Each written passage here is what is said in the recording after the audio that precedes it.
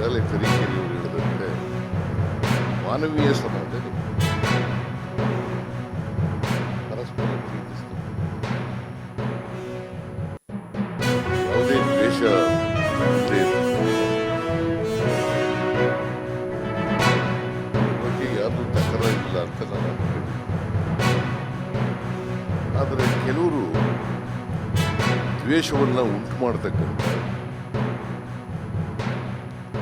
ಪ್ರೀತಿ ಇಲ್ಲದೆ ಇರತಕ್ಕಂಥ ಸಮಾಜ ಪ್ರಯತ್ನವನ್ನು ಆ ಪ್ರಯತ್ನಕ್ಕೆ ಯಾವ ಕಾರಣಕ್ಕೂ ಕೂಡ ಸಹಾಯ ಮಾಡ್ತಕ್ಕಂಥ ಪ್ರಯತ್ನ.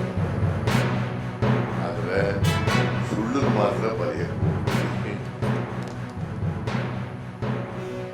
ಸುಳ್ಳು ಯಾವುದು ಸತ್ಯನೇ ಹೇಳಕ್ಕಾಗಲ್ಲ.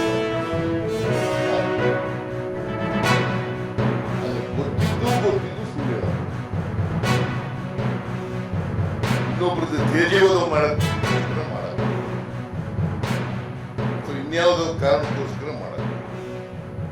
ಅದು ಮಾಡಿದ್ರೆ ಸಮಾಜಕ್ಕೆ ಒಳ್ಳೆಯದಾಗ್ತದೆ, ಮತ್ತೆ ನಿಮ್ಮ ವೃತ್ತಿ ಧರ್ಮ ನಿಂತಿದ್ದಾರೆ.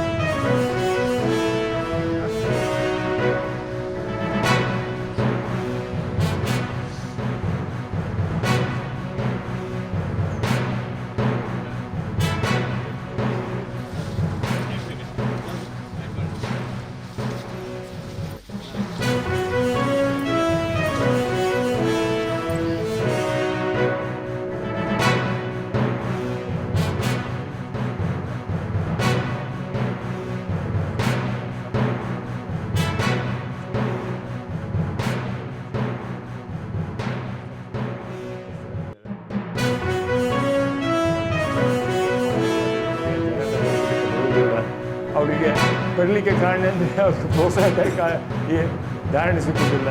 ಅದನ್ನು ಹೇಳುವ ವೇದಿಕೆ ಇದಲ್ಲ.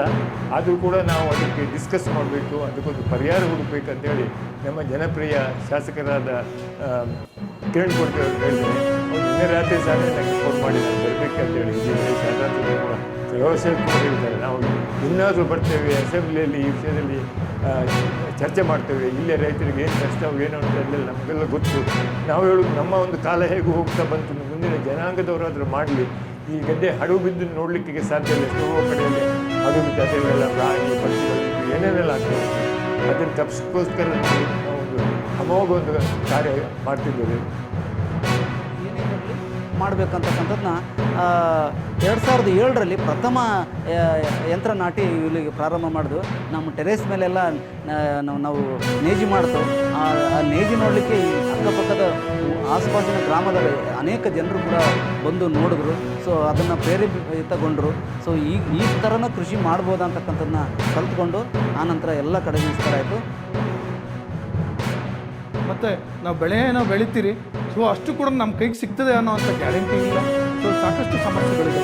ಸೊ ಇದರ ಒಂದು ಸಮಸ್ಯೆಗಳಲ್ಲೂ ಕೂಡ ಕೆಲವು ಯುವಕರು ಇವತ್ತು ಈ ಒಂದು ಯಾಂತ್ರಿಕತೆ ಬೇಸಾಯ ಮಾಡಿ ಅದರಲ್ಲೂ ಕೂಡ ನಮ್ಮ ಸಂಶೋಧನಾ ಕೇಂದ್ರದಲ್ಲಿ ತರಬೇತಿಗಳನ್ನು ಕ್ರಮೇಣ ಕೊಡ್ತಾ ಇರ್ತಾರೆ.